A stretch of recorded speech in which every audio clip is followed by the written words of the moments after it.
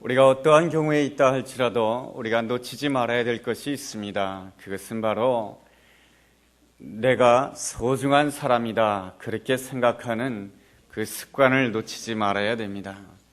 대부분의 사람들은 자신을 소중하게 생각하지 못합니다. 나에게 있는 좋은 점을 생각하기보다는 나에게 있는 부족한 점을 생각하게 되고 못난 점을 생각하게 되고 연약한 점을 생각하게 됩니다. 그러다가 보니까 내 옆에 있는 사람이 나를 좋아하지 아니할 것이다, 나를 싫어할 것이다, 그렇게 부정적으로 생각하게 됩니다.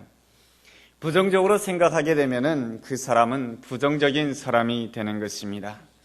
성경에 나와 있는 하나님의 사람들을 보면은 그들도 역시 부족한 점이 많았고 연약한 점들이 많이 있었습니다. 그럼에도 불구하고 그들이 하나님께 영광 돌리는 복된 삶을 살 수가 있었던 그 이유는 자기 자신을 소중한 사람으로 생각했기 때문입니다. 부족한 점이 많은데 어떻게 자기 자신을 소중하게 생각할 수가 있겠습니까? 그것은 그 마음속에 하나님의 소원을 품었기 때문에 그렇습니다. 다윗의 생애를 본다라고 한다면은 8형제 가운데 막내로 성장한 사람입니다. 막내였기 때문에 부모로부터 사랑을 많이 받았겠지요? 그렇지 않습니다. 아버지로부터 인정받지 못했고요. 아버지가 막내 아들을 인정해 주지 못하니까 그 위에 7 형님들도 이 막내 다윗을 인정해 주지 아니하였습니다. 집안에 허드렛 일, 어려운 일이 생긴다라고 하면은 당연히 다윗이 해야 했습니다. 그러한 다윗의 입장에서는 이렇게 생각할 수가 있었을 것입니다. 우리 집안에서 나만 고생한다, 나만 힘들게 산다, 나만 상처받는다, 이렇게 생각할 수가 있었을 것입니다. 만약에 다윗이 이러한 피해의식 속에 살았다라고 한다면은 결단코 자기를 소중하게 여기지 못했을 것입니다. 그런데 어느 날 사무엘 선지자가 이 다윗의 집에 찾아오게 됩니다. 다윗이 그 자리에 없었지만은 하나님께서는 사무엘 선지자를 통하여서 다윗을 찾게 만드십니다. 그리고 다윗의 머리 위에다가 성령의 기름을 붓게 되지요. 성령의 기름을 붓게 되었을 때에 하나님께로부터 놀라운 소원의 메시지를 듣게 됩니다. 그 소원이 무엇입니까? 내가 너를 이스라엘의 왕으로 삼겠다라고 하는 놀라운 하나님의 소원, 하나님의 메시지를 듣게 됩니다. 이 하나님의 그 소원을 마음에 간직하였기에 다윗의 삶이 쉽지가 않았죠. 다윗이 골리앗을 무너뜨린 그 이후에도 사울 왕에 의해서 쫓겨서 광야에서 힘들고 어려운 세월을 보내야 했습니다.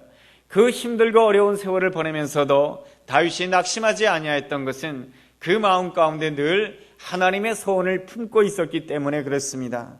그 하나님의 소원을 품고 있었기 때문에 다윗은 늘 스스로 나는 소중한 사람이다라고 생각할 수가 있었던 것이죠.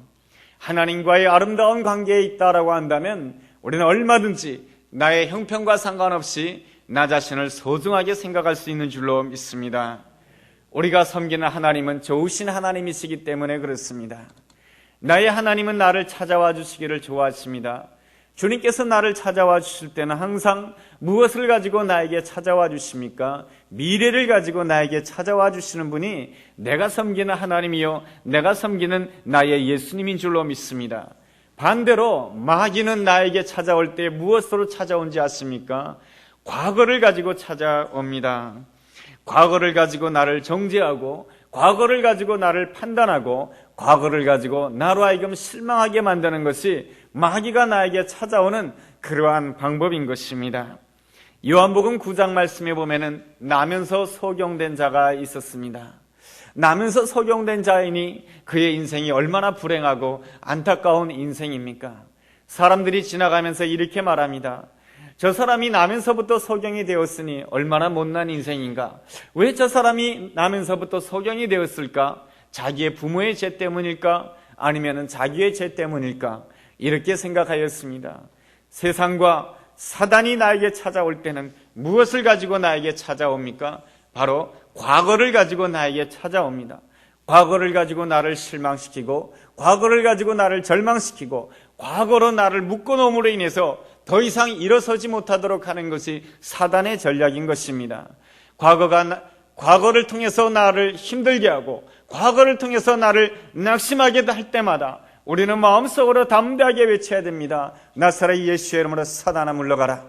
우리 주님께서는 나에게 찾아오실 때 언제나 미래를 가지고 나에게 찾아와 주시는 복된 주님이신 줄로 믿습니다. 이 나면서 소경된 자에게 예수님이 찾아오셨습니다. 뭐라고 말씀하십니까? 이 사람이 나면서 소경된 데에는 다 이유가 있다. 하나님이 하시고자 하는 일이 있기 때문이라고 주님께서 말씀하십니다.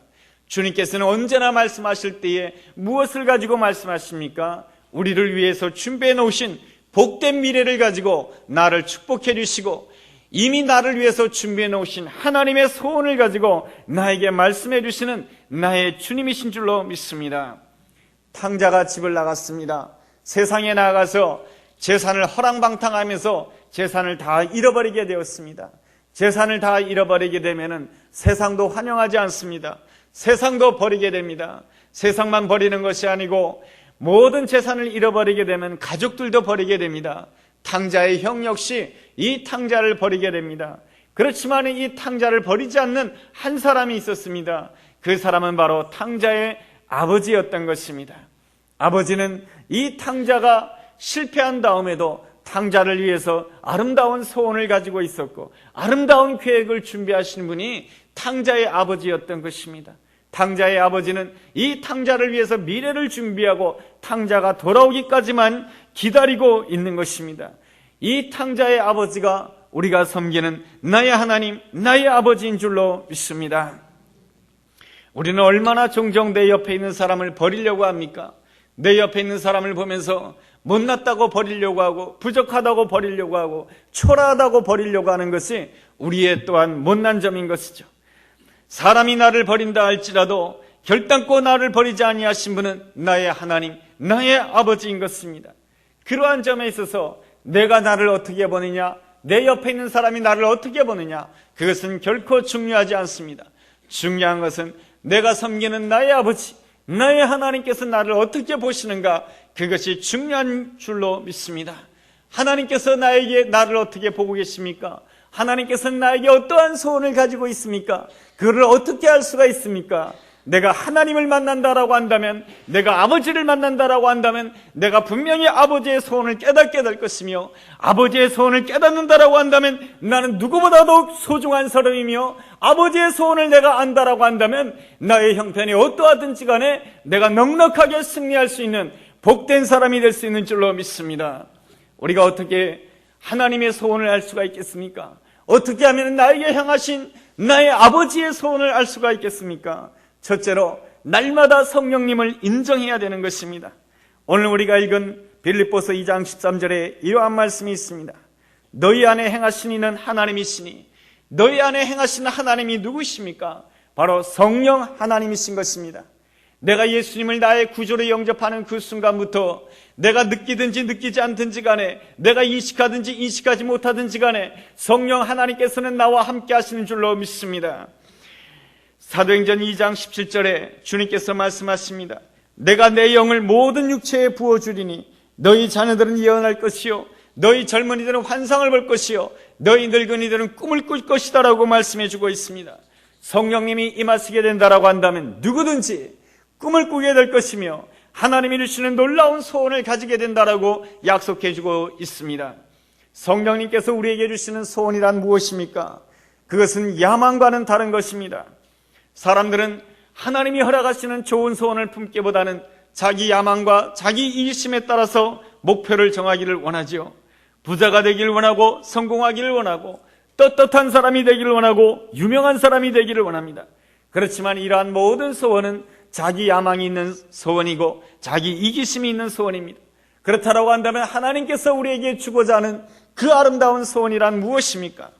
내가 사랑하기는 어렵지만 사랑하고자 하는 그 소원을 하나님이 내 마음속에 주시는 것, 하나님의 소원입니다. 나는 참 용서하기가 어렵습니다. 지난 날을 생각하면 내가 용서할 수가 어렵습니다. 그렇지만 용서하고자 하는 그 마음의 소원을 주시는 것, 하나님의 소원인 것입니다. 나는 참으로 겸손하기 어렵지만 하나님께서 나로 하여금 겸손하고자 하는 그 마음의 소원 주시는 것, 하나님의 소원인 것입니다. 나는 기도 생활에 게으르지만 하나님께서는 끊임없이 나로 하여금 열심히 기도하라고 내 마음속에 마음의 소원을 주십니다. 이러한 것들도 하나님의 아름다운 소원인 것이죠. 나의 신앙이라고 하는 것은 뜨뜻미지근한 신앙이지만은 하나님께서는 나로 하여금 뜨거운 열정을 가지고 믿음으로 살라고 하나님께서 내 마음속에 소원을 주십니다. 이 놀라운 것이 하나님의 소원이 아니겠습니까? 이 아름다운 소원을 통해서 우리는 하나님께 영광 돌릴 수가 있는 것이죠. 오늘은 우리나라의 고유명절인 설날입니다. 우리는 덕담을 주고 나누는 이러한 날이기도 하지요. 우리는 어떠한 소원을 가졌습니까? 하나님께서 오늘 이 설날에 나에게 주시는 소원이 무엇입니까? 용서하기 힘든 사람을 용서해야 되는 것이 하나님이 나에게 주시는 소원이 아니겠습니까? 이해하기 싫지만은 이해해야 된다라고 하는 그 하나님의 소원이 나의 소원이 아니겠습니까? 이러한 하나님의 소원을 가진다라고 한다면 내가 손해보는 것 같고 내가 낮아지는 것 같고 내가 초라해지는 것 같습니다. 그러나 우리 주님께서는 마태복음 6장 33절에서 분명하게 말씀해 주고 있습니다. 먼저 그의 나라와 그의 의를 구하라. 그리하면 모든 것을 더해 주실 것이다라고 약속해 주고 있습니다. C.S. 루이스라고 하는 기독교 작가는 이렇게 말합니다. 천국을 지향한다라고 한다면 세상을 덤으로 얻게 될 것이다. 그런데 반대로 세상을 지향한다라고 한다면 모든 것을 다 잃어버리게 될 것이다. 우리가 예수님을 믿고 하나님의 소원을 가지고자 하는 그 거룩한 소원을 가진다라고 한다면 우리가 진실로 세상을 얻게 되는 아름다운 하나님의 사람이 될 수 있는 줄로 믿습니다. 하나님이 내 마음속에 이루시는 그 소원을 품는다라고 한다면 나는 어떠한 형편 가운데서든지 귀한 사람이 될 수가 있고 하나님께 영광 돌릴 수 있는 귀한 사람이 될 수가 있는 것입니다. 뉴질랜드에 많이 서식하고 있는 알바트로스라고 하는 새가 있습니다. 이 알바트로스라고 하는 새는 아주 몸이 작습니다. 그런데 말이죠, 이 새가 나는 모습을 보면 너무너무 아름답습니다. 그 이유는 이 새의 날개가 엄청나게 크기 때문에 그런 것이죠. 이 새의 날개가 어느 정도가 되냐면은 보통 3.5m에서 4m나 된다라고 합니다. 여러분 4m 되나 날개가 있다라고 한다면 얼마나 아름답고 얼마나 높이 비상하겠으며 얼마나 빠른 속도로 날겠습니까? 그 알바트로스라고 하는 그 새는 몸집은 작고 부적것없지만 그 날개가 큼으로 인해서 하늘을 높이 비상할 수가 있는 것이죠. 우리 삶에도 약점이 있고 불리한 점이 있을 수 있지만은 우리 삶에 우리 하나님께서 소원의 날개를 주신다라고 한다면, 꿈의 날개를 주신다라고 한다면 내 약점과 불리한 점에도 불구하고 우리는 하나님의 은혜로 비상하게 되는 놀라운 축복이 있게 될 줄로 믿습니다. 요셉이라고 한다면 어떠한 사람입니까? 꿈의 사람 아니겠습니까? 이 꿈의 사람인 요셉에게도 많은 한계점이 있었습니다. 형제들과 좋은 관계를 가지지 못하는 한계점이 있었던 것이죠. 그리고 노예 생활을 한다라고 하는 한계점이 있었고, 감옥 생활을 한다라고 하는 그의 정말로 어느 누구도 참 가지기 힘든 한계점을 가지고 있었지만은 이 요셉이 포기하지 않는 것이 있었습니다. 하나님이 나와 함께 해주신다는 것이며 하나님이 나와 함께 해주시고 하나님이 나에게 주신 그 꿈의 소원을 결단코 포기하지 아니하였던 것입니다. 그는 언제나 소원의 날개로 날개를 원하였고 꿈의 날개로 날개를 원하였을 때, 하나님의 때가 되었을 때 하나님께서는 요셉을 애굽의 총리로 그리고 이스라엘 백성들을 구원하는 놀라운 하나님의 사람으로 우리 하나님께서 요셉을 비상하도록 축복해 주신 줄로 믿습니다. 그렇게 날 수가 있었던 것은 무엇입니까? 주님이 주시는 꿈의 날개가 있었기 때문에 그런 것이죠. 주님이 주시는 소원의 날개가 있었기 때문에 그런 것입니다. 어느 젊은 미국 목사님께서 한국을 방문하셔서 여의도 순복음교회에 있는 조영기 목사님을 방문하였습니다. 조영기 목사님에게 이렇게 질문하였습니다. 목사님은 어떻게 그렇게 놀라운 교회를 세울 수가 있었습니까? 그러자 조영기 목사님께서는 단 두 마디로 대답하셨습니다. 뭐라고 대답하셨냐면, 나는 기도합니다. 그리고 순종합니다. 내가 온전히 하나님께 기도함으로 인해서 하나님이 나에게 소원을 주십니다. 그 소원에 대해서 내가 판단하지 않는다라고 하는 것입니다. 내 형편이 이래서 내가 그 소원을 어떻게 이룰 수가 있습니까? 이것도 다 내 판단인 것입니다. 내 판단을 다 내려놓고 하나님이 주신 그 소원에 100% 순종하게 되었을 때 하나님께서는 자신이 생각하지 못했던 놀라운 기적과 은혜로 오늘날까지 자신을 인도했다라고 하는 그러한 고백인 것입니다. 하나님께서는 우리에게 소원을 주시기를 원하십니다. 꿈을 주시기를 원하십니다. 성령님을 통해서 말이죠. 누구에게 성령님이 역사하십니까? 기도할 때 성령님께서 역사하시는 것이고, 성령님께서 역사하실 때 내가 생각지 못했던 소원의 날개, 꿈의 날개를 가질 수가 있는 것이며, 내가 꿈의 날개를 가진다라고 한다면 내가 어떠한 형편 가운데 있다 할지라도 얼마든지 그 한계를 이기고 승리하는 복된 하나님의 사람이 될 수 있는 줄로 믿습니다. 둘째로, 하나님의 소원을 가진 자는 원망과 시비가 없어야 되는 것입니다. 오늘 본문 14절 말씀에 이러한 말씀이 있습니다. 모든 일을 원망과 시비가 없이 하라라고 말씀해 주고 있습니다. 형편에 대해서 원망하게 되면 그 다음에는 사람에 대해서 원망하게 되고, 사람에 대해서 원망하게 되면 그 다음에는 하나님에 대해서 원망하게 됩니다. 원망하면 아무것도 이룰 수가 없습니다. 이스라엘 백성들이 출애굽을 하였습니다. 그들을 위해서 하나님이 준비해 놓으신 아름다운 미래가 있었습니다. 그렇지만 그 미래에 온전히 들어가지 못하고 광야에서 죽임을 당하게 됩니다. 왜 이스라엘 백성들이 광야에서 다 죽임을 당하게 되는 것입니까? 그 이유는 바로 하나님을 원망했기 때문에 그런 것입니다. 고린도전서 10장 10절 말씀에 사단은 우리로 하여금 원망하게 하고 원망으로 인하여서 멸망으로 이끈다라고 말씀해 주고 있습니다. 우리는 어떠한 형편 가운데 있다 할지라도 원망과 시비가 없어야 되는 것입니다. 왜 우리가 원망하는 것입니까? 우리에게 믿음이 없기 때문에 그런 것입니다. 여러분, 예수님을 믿습니까? 예수님이 나의 주님이시라는 것을 믿습니까? 예수님이 나를 위해서 십자가 되시고 예수님이 나를 위해서 부활하셨다라고 하는 부활의 능력을 믿습니까? 그렇다라고 한다면 주님께서 나를 위해서 복된 미래를 준비하고 계셨다고 하는 그 사실도 믿어야 될 줄로 믿습니다. 우리는 주님을 믿게 될 때 어떠한 경우에도 원망하지 않고 감사할 수가 있는 것이며, 감사하게 될 때 우리 하나님께서 준비해 놓으신 귀한 미래를 맞이하게 될 수 있는 줄로 믿습니다.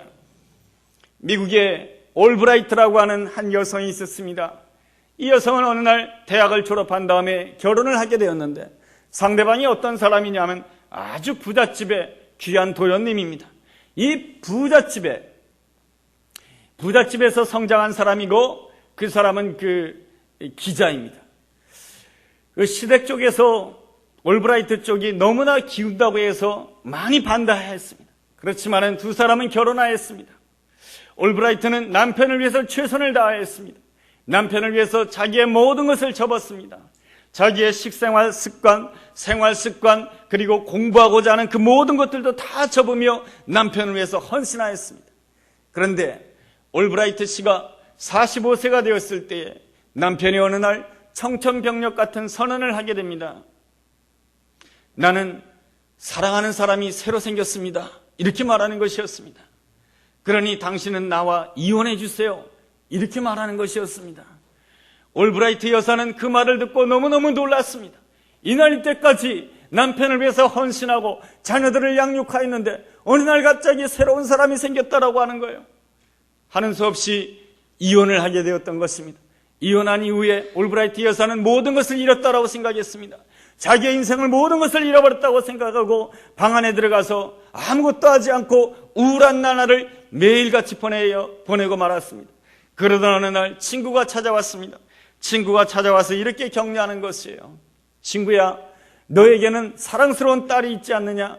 그리고 너에게는 좋은 직장이 있지 않느냐? 그리고 너는 참 똑똑한 사람이란다. 나는 네가 부럽단다. 이렇게 말해 주었을 때 올브라이트는 깨닫게 되었던 것입니다. 아, 그렇구나. 나에게도 남아있는 것이 있구나. 그 남아있는 것으로 다시 일어서야 되겠구나. 다시금 그가 일어서게 되었을 때 하나님이 나에게 주시는 아름다운 소원이 있고 하나님이 나를 위해서 아름다운 미래가 있다는 것을 확신하면서 다시 일어서게 되었을 때 이 올브라이트는 여러분들도 다 아시다시피 미국의 빌 클린턴 씨가 대통령이 되었을 때 이 올브라이트 여사가 미국 국무장관을 지내게 되었던 것이죠. 이렇듯 내가 어떠한 형편 가운데 있다 할지라도 내가 원망하지 아니하고 감사할 수 있다라고 한다면 내 옆에 있는 아직 남아있는 것을 헤아리고 믿음으로 하나님께서 나를 위해서 준비해 놓으신 복된 미래가 있습니다. 놀라운 고백으로 다시 시작할 수 있다라고 한다면 우리 하나님께서 준비해 놓으신 그 미래를 하나님의 때에 온전히 누리고 차지하는 복된 은혜가 있게 될 줄로 믿습니다. 셋째로, 하나님의 소원을 가진 자는 내게 붙여진 사람들을 부담으로 생각하지 아니하고 자랑거리로 만들 수 있는 사람인 것입니다. 공장에서 일하던 한 자매가 있었습니다. 이 자매가 하루는 목사님을 찾아왔습니다. 목사님, 제가 공장을 떠나야 되겠습니다. 공장의 분위기가 너무너무 좋지 않습니다. 그래서 내가 공장을 떠나기를 원합니다. 그러자 목사님께서 이 자매에게 질문을 하였습니다. 자매님, 이 공장을 떠난다라고 하는 것이 하나님의 뜻이다라고 하는 확신이 있습니까? 라고 물어보자 이 자매님은 저에게 그러한 확신은 없습니다. 그렇지만 공장의 분위기가 너무 좋지 않아요. 그래서 저는 떠나고 싶어요. 그러자 목사님께서는 잠시 생각한 다음에 이렇게 다시 말합니다. 자매님, 등불을 어디에다가 켜지요? 그러자 어두운 데다가 켜지요. 언제 등불을 켜지요? 어두울 때 켜지요. 목사님은 이어서 말씀하십니다. 자매님이 처해 있는 그 공장과 그 환경이 어둡기 때문에 하나님께서는 자매님을 등불로 그곳에 보낸 것이 아닙니까? 그렇다라고 한다면 자매님이 그 공장에서 등불을 켜면서 빛으로 살아야 되는 것이 하나님의 뜻 아니겠습니까? 다시 기도하고 결정하십시오. 피하지 말고 정면 돌파하라고 하는 것이죠. 오늘 본문 말씀 15절 말씀에 이러한 말씀이 있습니다. 이는 너희가 흠이 없고 순전하여 어그러지고 거스르는 세대 가운데서 하나님의 흠없는 자녀로 세상에서 그들 가운데서 빛들로 나타내라고 말씀해주고 있습니다. 이 세상은 어그러지고 거스르는 세대이지만은 이 세상 속에서 하나님의 사람들은 빛들로 나타내야 된다라고 말씀해주고 있습니다. 빛들로 나타날 때에 어떠한 역사가 일어나게 됩니까? 16절 말씀입니다. 16절 말씀 우리 한번 같이 읽어볼까요? 시작. 생명의 말씀을 밝혀 나의 다름질이 헛되지 아니하고 수고도 헛되지 아니하므로 그리스도의 날에 내가 자랑할 것이 있게 하려 함이라. 이 말씀은 무슨 뜻입니까? 생명의 말씀에 붙잡힌다라고 하는 것은, 생명의 말씀에 붙잡힌다라고 하는 것은 바로 내가 하나님의 메시지가 된다라고 하는 것입니다. 내가 어두운 가운데 있지만은 어두운 가운데서, 힘든 가운데 있지만 힘든 가운데서 하나님의 말씀에 온전히 붙잡히게 될 때 내가 하나님의 거룩한 메시지가 된다라고 하는 것입니다. 내가 하나님의 거룩한 메시지가 되었을 때 내 옆에 있는 사람들이 이 하나님의 거룩한 메시지를 보고 느끼고 체험함으로 인하여서 그들 모두가 변화가 되어서 나의 자랑거리가 된다라고 하는 것이 바로 16절 말씀인 것입니다. 그러한 아름다운 예가 누구입니까? 요셉 아니겠습니까? 요셉 같은 경우에는 그의 형제들이 참으로 못난 형제들인 것입니다. 그의 형제들과는 아예 만나고 싶지가 않습니다. 자기를 팔았던 그 형제들과는 아예 상면조차도 하고 싶지가 않습니다. 그렇지만은 요셉은 어렵고 힘든 가운데서도 하나님의 말씀에 붙잡혔습니다. 하나님의 말씀에 붙잡힘으로 인해서 그의 삶이 하나님의 메시지가 된 것입니다. 그의 삶이 하나님의 메시지가 되었을 때 어떠한 역사가 일어납니까? 그의 못난 형제들도 하나님께서 계획하시고자 하는 그 이스라엘 백성들의 12지파의 한 족장으로서 다 한 사람씩 세워지는 아름다운 역사가 일어났으며 그 형제들도 다 요셉의 자랑거리가 될 수가 있었던 것입니다. 사도 바울은 이 사실로 인하여 내가 기뻐할 것이며 또한 기뻐할 것이다라고 말씀해주고 있습니다. 하나님께서는 나에게 붙여진 사람들이 있습니다. 나의 아내가 있고 나의 남편이 있고 나의 자녀들이 있고 나의 성도들이 있고 나의 직장 동료가 있습니다. 힘들고 어려울 때 나는 그 자리를 떠나고 싶습니다.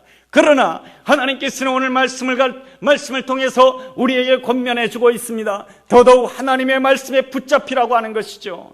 어그러지고 거스는 세대 가운데 있지만 하나님의 말씀에 붙잡혀요. 너 자신이 하나님의 메시지가 되라고 하는 것입니다. 너 자신이 하나님의 메시지가 되어 빛을 밝히게 될 때 너 옆에 있는 모든 사람들이 불만의 대상이었고 상처의 대상이었고 아픔의 대상이었던 그 모든 사람들이 그리스도의 날에 바로 나의 자랑거리가 된다라고 하는 것이 하나님이 오늘 우리에게 주시는 놀라운 약속인 줄로 믿습니다.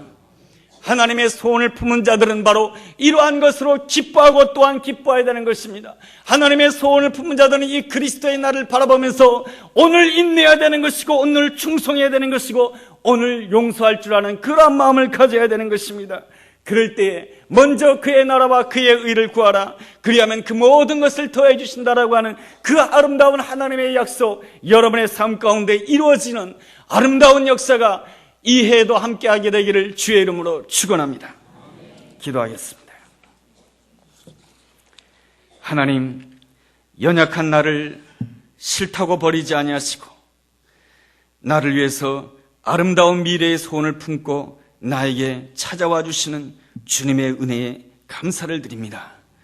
오늘 나의 삶에 많은 약점이 있다 할지라도 하나님이 허락하시는 꿈의 날개로 높이 나는 자 되게 도와주옵시고 어떠한 형편 가운데서도 주님의 뜻에 온전히 순종함으로 인하여 내 옆에 있는 모든 사람들이 결국에는 주님의 때에 나의 자랑거리가 되는 복된 은혜 누리게 하여 주옵소서. 이 모든 말씀을 예수님의 이름으로 기도드렸습니다.